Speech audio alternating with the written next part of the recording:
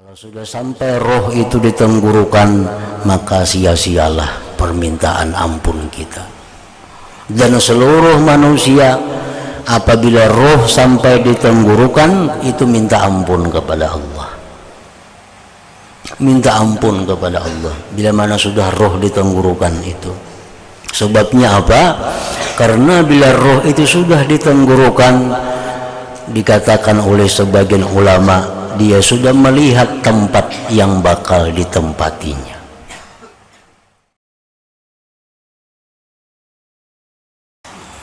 Bismillahirrahmanirrahim. Alhamdulillah nahmaduhu wa nasta'inuhu wa nastaghfiruh wa na'udzu billahi min shururi anfusina wa min sayyiati a'malina. May yahdihillahu fala mudilla lahu wa may yudlil fala hadiya lahu. أشهد أن لا إله إلا الله وحده لا شريك له وأشهد أن سيدنا محمدا عبده ورسوله لا نبي بعده اللهم صل وسلم وبارك على سيدنا ومولانا محمد خير البرية وعلى آله وأصحابه وذريته ومن والاه أما بعد. Yang kita hormati dan kita cintai para habaib dan para alim ulama, para muhibbin, hadirin hadirat rahimakumullah. Alhamdulillah, puji dan syukur kehadirat Allah subhanahu wa ta'ala yang memberikan kita taufik hidayah serta inayah sehingga pada malam ini kita dikumpulkan di tempat yang penuh berkah dan rahmat ini. Kemudian salawat dan salam kita haturkan kepada penghulu para nabi dan rasul, junjungan kita Rasulullah Nabi besar Muhammad sallallahu alaihi wasallam, dan kepada seluruh keluarga, para sahabat, zuriat dan pengikut beliau sampai hari akhir. Para muhibbin rahimakumullah,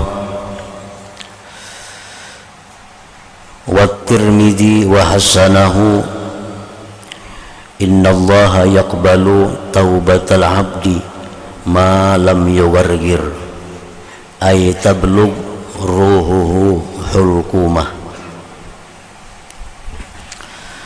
Hadis riwayat Imam Tirmidzi dan beliau menghasankan ini hadis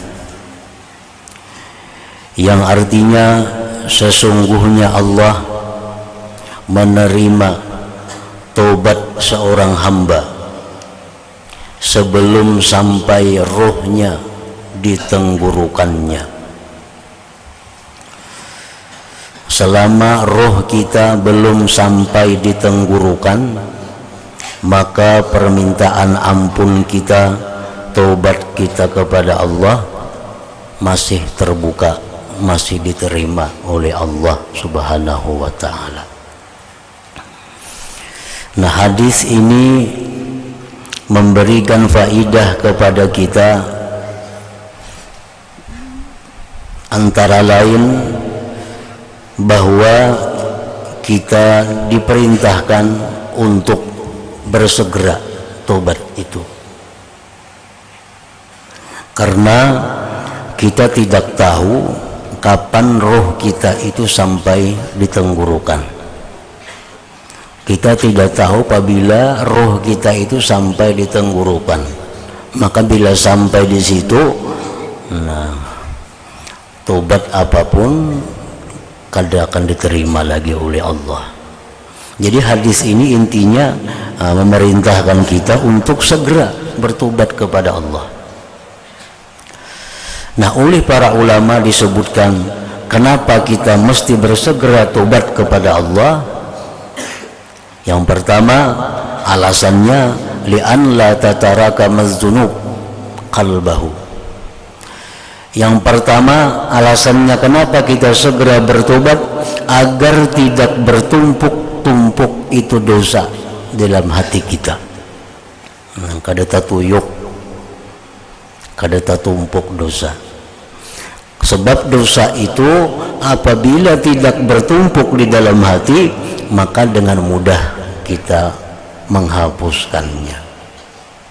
Tapi sudah bertumpuk-tumpuk dosa, itu semakin sulit, semakin jauh daripada taufik Allah subhanahu wa ta'ala. Yang kaya pakaian juga, yang kaya baju, sehari tapas, sehari ditapas, kadang alih membuangi dakinya, coba sebulan dipakai hari-hari, hanyar ditapas. Nah itu berat, membuangi dakinya. Nah macam itu juga dosa. Kita berbuat dosa tobat, berbuat dosa tobat. Nah itu mudah. Kada sampai terlalu berikit dosa itu di dalam hati kita. Nah pertama itu kenapa kita disuruh segera bertobat. Yang kedua, kita disuruh segera bertobat itu li'anla yabja'ahul maut, supaya tidak mendahului akan dia oleh kematian. Nah kalau sudah sampai roh itu ditenggorokan, maka sia-sialah permintaan ampun kita. Dan seluruh manusia apabila roh sampai ditenggorokan itu minta ampun kepada Allah, minta ampun kepada Allah bila mana sudah roh ditenggorokan itu. Sebabnya apa? Karena bila roh itu sudah ditenggorokan, dikatakan oleh sebagian ulama, dia sudah melihat tempat yang bakal ditempatinya. Fir'aun contohnya, orang yang bersangatan kafir bahkan mengaku Tuhan. Begitu rohnya sampai ditenggorokan, Fir'aun masuk Islam, masuk Islam Fir'aun, tapi roh sudah ditenggorokan. Allah subhanahu wa ta'ala menghikayatkan dalam Al-Quran bagaimana Fir'aun, amantu annahu la ilaha illalladzi amanat bihi banu Israel wa ana minal muslimin. Aku beriman, ujar Fir'aun, bahwasanya tidak ada Tuhan selain Tuhan yang beriman dengannya Banu Israel, dan aku orang yang Islam. Tetapi Fir'aun mengucapkan itu sudah roh ditenggorokan, malaikat maut sudah di depan, tempat yang bakal ditempati sudah kelihatan. Nah tobat sudah kada berguna lagi. Para muhibbin rahimakumullah, firman Allah subhanahu wa ta'ala, walaisatit taubah lilladzina ya'maluna as-sayyi'at hatta idza hadara ahadahumul maut qala inni tubtul an. Tidak ada tobat bagi orang yang berbuat dosa sehingga apabila datang akan mereka kematian, dia berkata, aku tobat sekarang ini. Tidak ada lagi tobat itu. Para muhibbin rahimakumullah, ada lagi sebagian ulama berpendapat, kenapa tobat itu tidak diterima kalau roh itu sampai ditenggorokan? Karena syarat tobat itu antara lain adalah mencita-cita kada akan mengulang lagi. Itu kan tobat, yang pertama menyesal, yang kedua berhenti, yang ketiga mencita-cita kada akan mengulang lagi. Nah sedangkan roh ditenggorokan itu kada mungkin lagi akan hidup, jadi kada ada kesempatan lagi untuk bercita-cita kada mengulang itu. Nah oleh karena itu tobatnya tidak cukup syarat sehingga ditolak oleh Allah subhanahu wa ta'ala. Nah, para muhibbin rahimakumullah,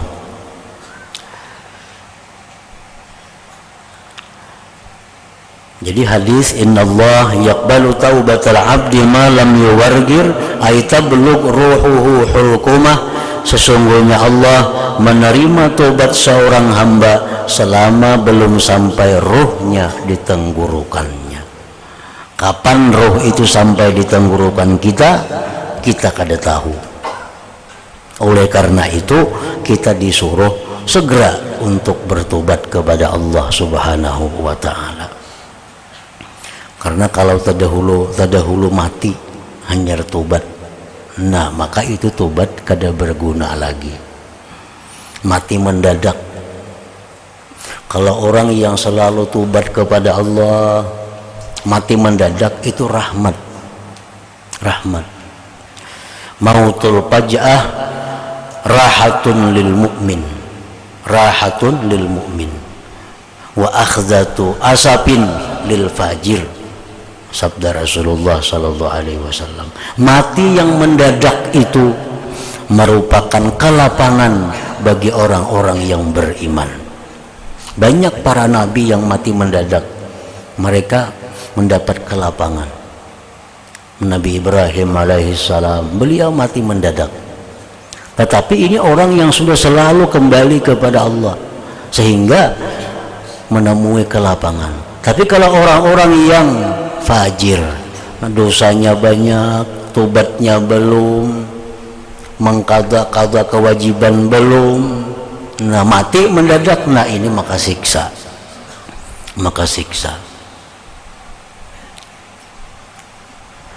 Wa akhdatu asapin lil fajir. Nah dikhawatirkan itu kita mati mendadak padahal masih banyak ketinggalan dosa-dosa lagi, masih banyak hutang riba masih ada, mati. Nah, deposito duit di tempat nang berbunga ada, mati kada sempat tobat. Nah ini nang akhzatu asapin lil fajir.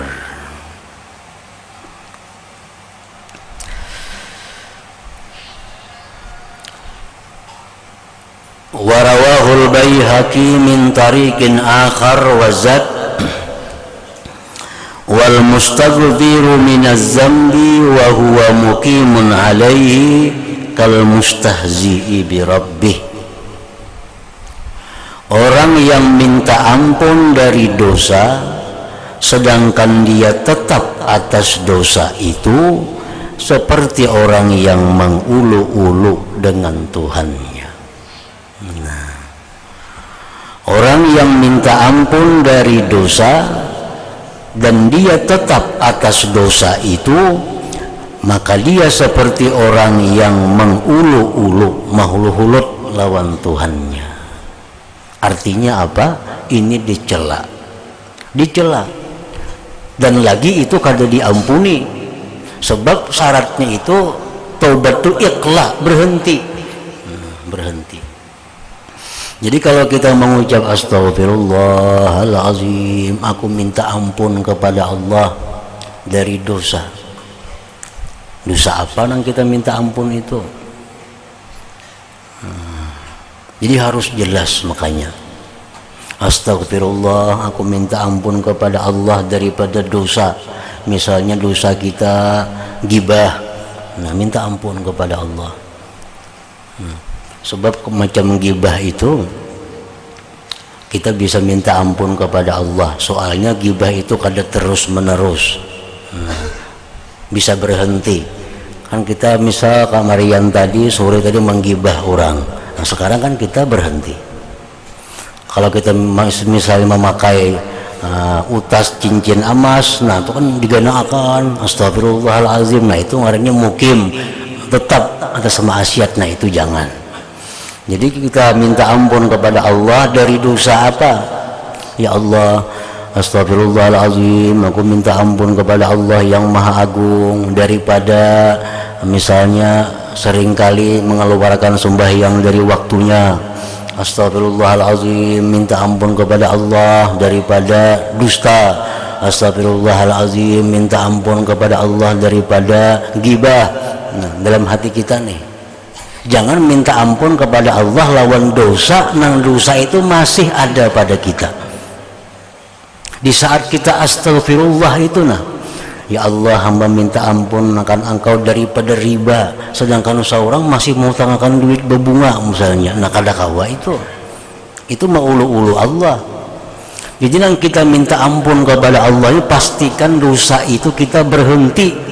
Ya paling kada saat istighfar itu, paling kada saat istighfar itu kita sudah putus daripada dosa yang kita minta ampun dengannya. Orang misal suka berzina, ya Allah hamba minta ampun kepada engkau daripada berzina, sedangkan pasangan zinanya masih dihubunginya. Nah, sedangkan pasangan zinanya masih kontak lawan inya, itu ngarannya ma'ulu-ulu Allah. Kalau berhenti daripada zina, maka pasangan zina itu putuskan daripadanya. Nah, hanya kita minta ampun kepada Allah. Karena kalau kita minta ampun kepada Allah tapi masih dalam keadaan berpakaian dengan dosa itu, maka seperti orang yang mengulu-ulu dengan Tuhannya.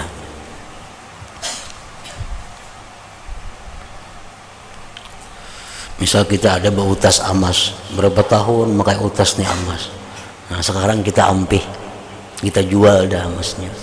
Nah, ayuha astaghfirullahaladzim, minta ampun kepada engkau ya Allah, makai utas emas berapa tahun hamba. Nah, itu kayak itu.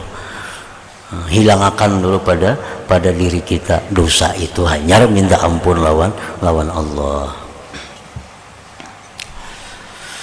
Wa muslimun wa gairuhu, dan riwayat Imam Muslim dan yang lainnya, walladzi nafsi biyadihi law lam tuznibu la zahaballahu bikum, itu bacaannya.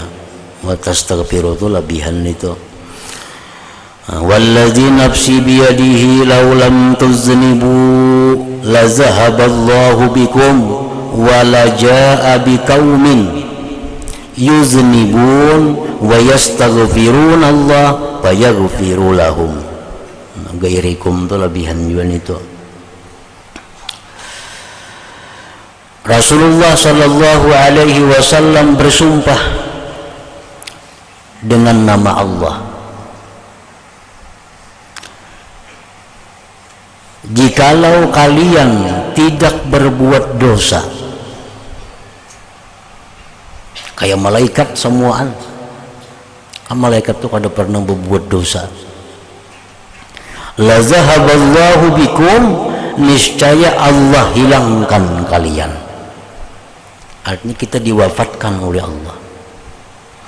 Wala jaa biqaumin, Allah mendatangkan dengan satu kaum yuznibun, yang berbuat dosa, wa yastaghfirun Allah, minta ampun kepada Allah, fa yaghfiru lahum, maka Allah ampuni baginya.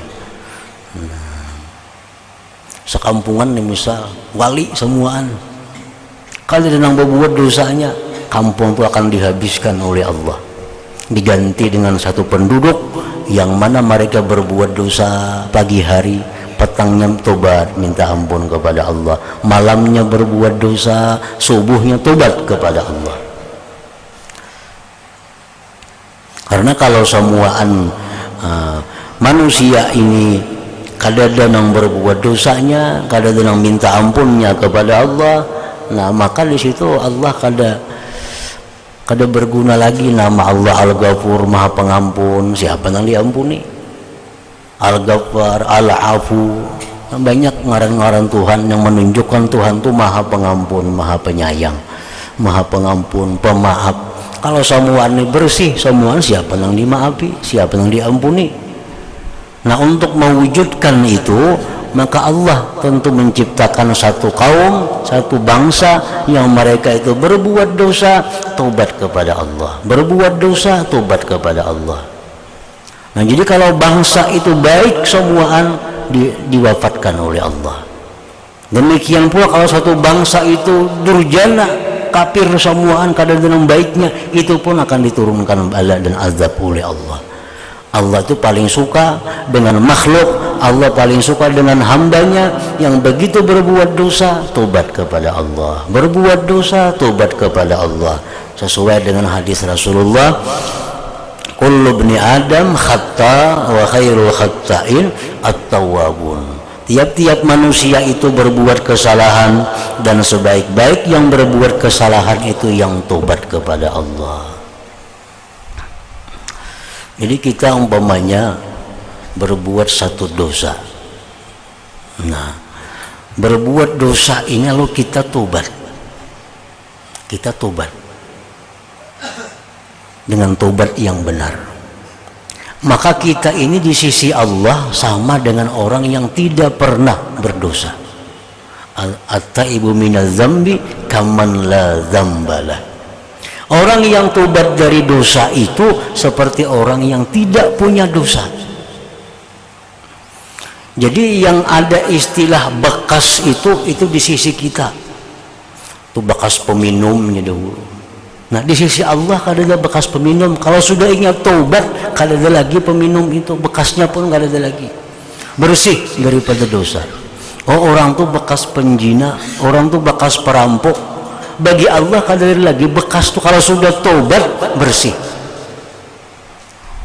Makanya disebutkan dalam banyak hadis bahwa paling berbahaya kita menyebut-nyebut dosa orang yang mana orang itu sudah tobat dari dosa tadi. Itu paling bahaya. Kita menyebut dosa orang yang orang itu sudah tobat. Itu bahari perampok ya. Nah.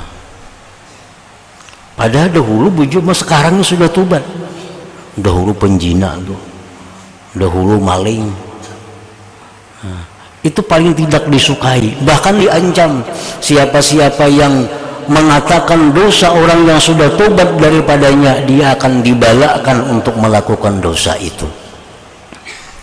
Nah karena di sisi Allah orang yang sudah tobat itu kaman la dzambalah, tidak ada dosa. Jadi jangan disambat lagi bakasnya itu. Kalau sekarang ininya orang salih, orang baik, Pak itu orang salih, itu orang baik, sudah cukup. Jangan disambung lagi. Itu orang baik, dahulunya perampok, jangan lagi nitunya, jangan dahulunya lagi.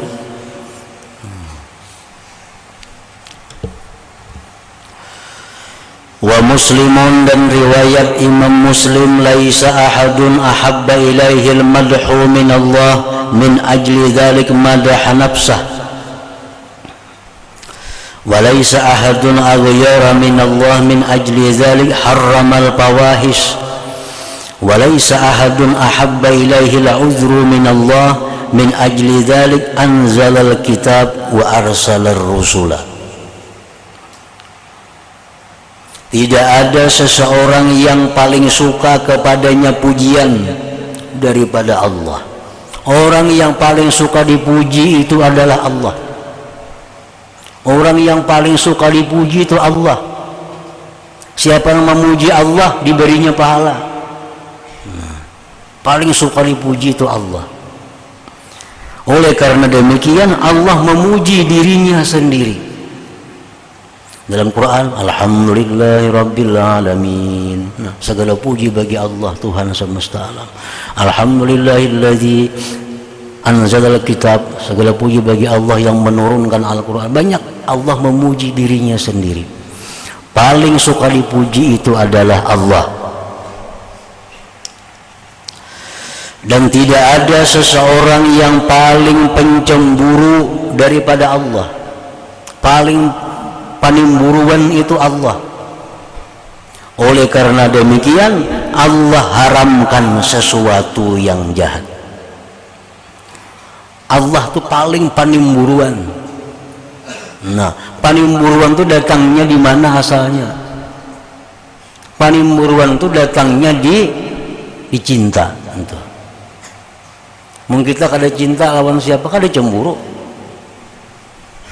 Nah, kenapa kita cemburu? Karena ada cinta.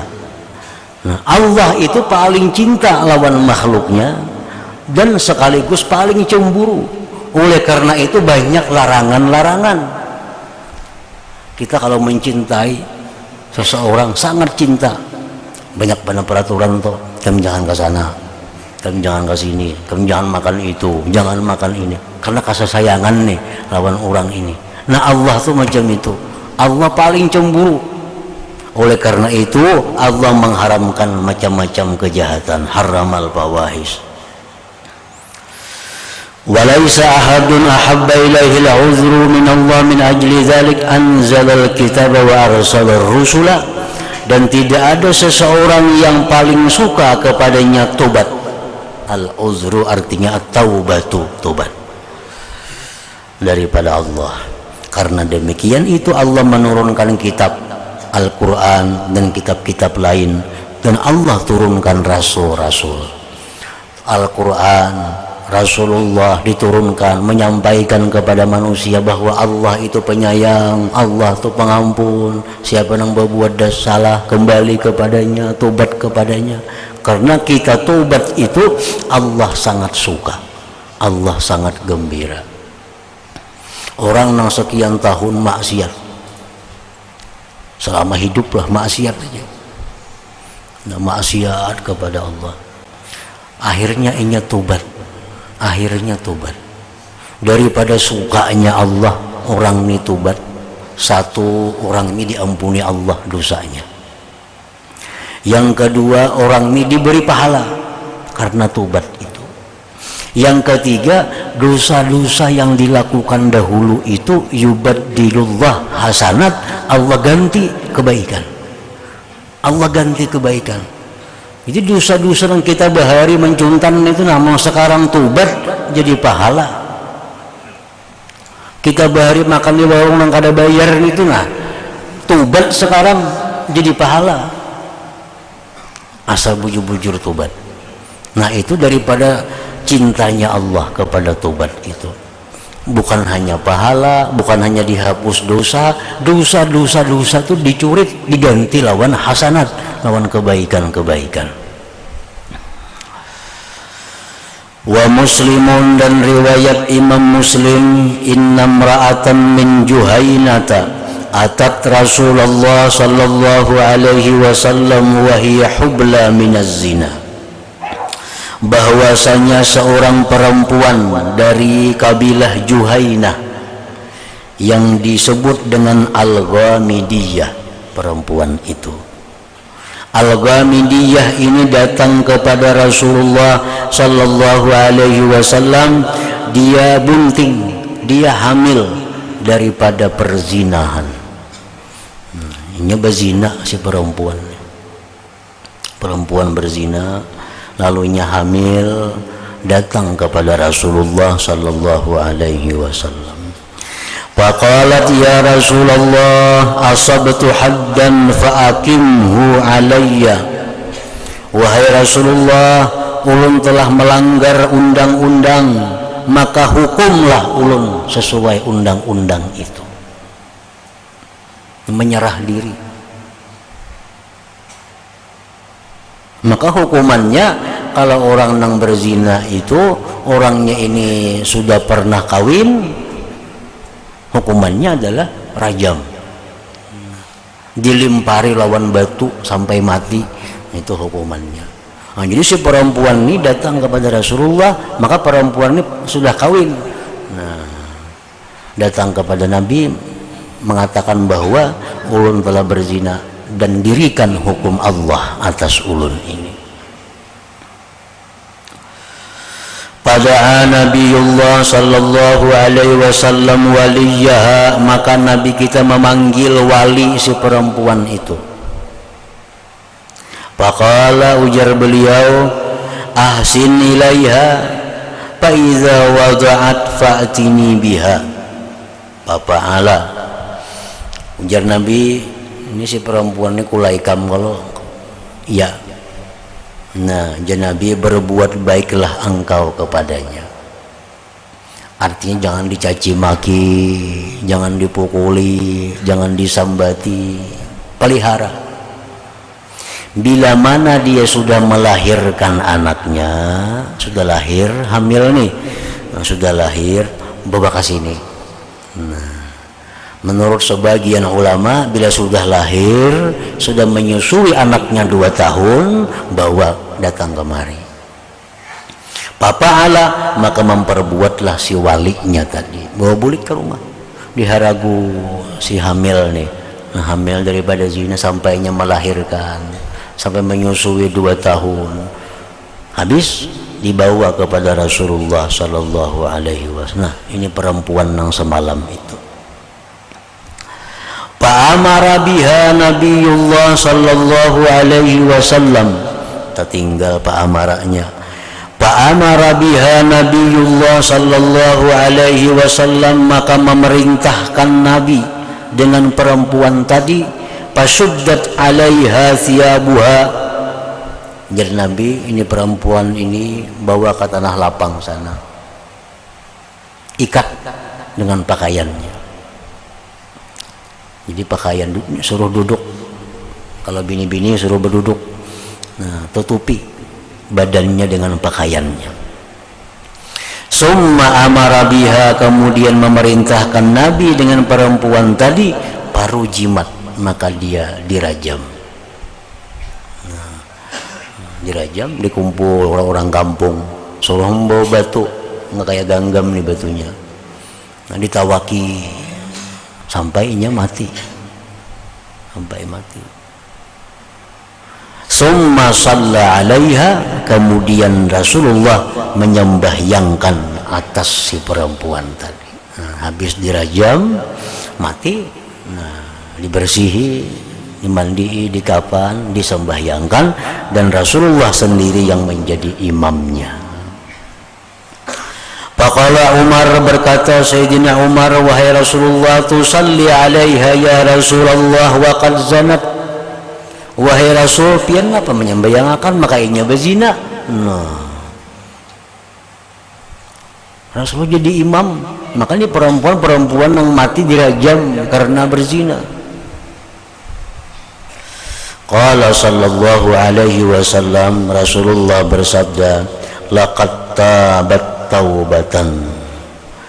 Itu perempuan, wahai Umar, dia sudah tobat. Dia sudah tobat.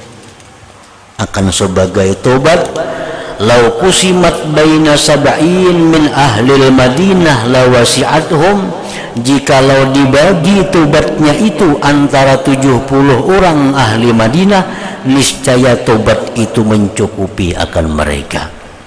Maksudnya, lau tabal munafikun alladzina biha yawma idzin taubatan ka taubatiha, taubatan sahihatan min nifakihim ka taubatiha, lakafathum birab'i azamihim. Wahai Umar, jar Nabi, ini perempuan zina, bujur, tapi ini sudah tobat, tobat yang benar. Andai kata orang-orang munafik di Madinah ini tobat seperti tobatnya perempuan ini, niscaya hilanglah dosa-dosa kemunafikan mereka itu. Padahal dosa munafik itu lebih berat daripada dosa perzinahan. Wa hal wajadta abdala mimman jadat bi nafsiha lillah azza wajal, adakah engkau dapati wahai Umar akan orang yang lebih mulia daripada orang yang mengorbankan dirinya untuk Allah azza wajal. Nah, ini perempuan ini orang yang sangat mulia, dia berani mengorbankan dirinya hanya untuk mendapat keridhaan Allah subhanahu wa ta'ala. Nah, ini hadis oleh para ulama banyak memberikan faidah-faidah, antara lain yang dapat diperoleh di situ bahwasanya orang yang sudah tobat daripada dosa, orang bersih. Nabi pun mengimami, menyembahyangkannya. Yang kedua, bahwa hukuman zina itu tidak bisa gugur dengan tobat. Kalau bisa gugur, orang melakukan perzinahan, tobat kepada Allah sudah, hukuman tetap ada. Kalau kata di dunia, di akhirat diserahkan kepada Allah. Allah bisa menghukum, bisa ada, cuma hukumannya tetap ada. Nah, lain orang membunuh. Orang membunuh itu kalau hanya membunuh, nang keluarga memaafkan aja kada jadi hukum. Kalau zina ini kada. Sama mencuri. Nah, orang mencuntan itu mencuntannya dapat malingnya, mulut akalnya, tetap potong tangannya. Jadinya orang sudah tobat, walaupun tobat tetap dipotong tangannya, karena itu hukum Allah subhanahu wa ta'ala. Nah, yang ketiga yang diambil dari hadis ini, bahwasanya mendirikan hukum Allah itu adalah kewajiban dari pemimpin. Ini Rasulullah, pemimpin waktu itu, datang orang melakukan kesalahan, minta dihukum. Nah, mendirikan hukum Allah itu suatu kewajiban bagi pemimpin. Dan pemimpin-pemimpin suatu bangsa yang melaksanakan hukum Allah pada bangsa itu, yang melaksanakan hukum Allah pada negeri itu, maka negeri itu dijamin oleh Allah dapat kemakmuran, dapat keamanan dan ketenangan. Ini suatu negeri yang di negeri itu dilaksanakan undang-undang Allah. Itu negeri dijamin makmur, dijamin aman dan tentram. Di sini orang maling, ini hukumannya hukum Allah. Orang berzina, hukum Allah dipakai. Orang membunuh, hukum Allah dipakai. Kalau hukum Allah ini dipakai, maka dijamin negeri itu akan aman, akan makmur rakyatnya. Itu dijelaskan banyak hadis oleh Rasulullah Sallallahu Alaihi Wasallam. Nah, selanjutnya wa Tirmidzi wa Ibnu Majah ila hadratin Nabi sallallahu alaihi wasallam al-Fatihah. A'udzubillahi minasyaitonir rajim. Bismillahirrahmanirrahim. Iyyaka nasta'in ihdinas siratal mustaqim. Asyhadu an la ilaha illallah wahdahu la syarika lah wa asyhadu anna sayyidana Muhammadan abduhu wa rasuluh. La ilaha illallah nastaghfirullah. La ilaha illallah nastaghfirullah. La ilaha illallah nastaghfirullah. La ilaha illallah wa natubu ilallah. La ilaha illallah Muhammadur Rasulullah sallallahu alaihi wasallam. فيا أيها الرجل منه شفاعة صلوا عليه وسلموا تسليما. اللهم صل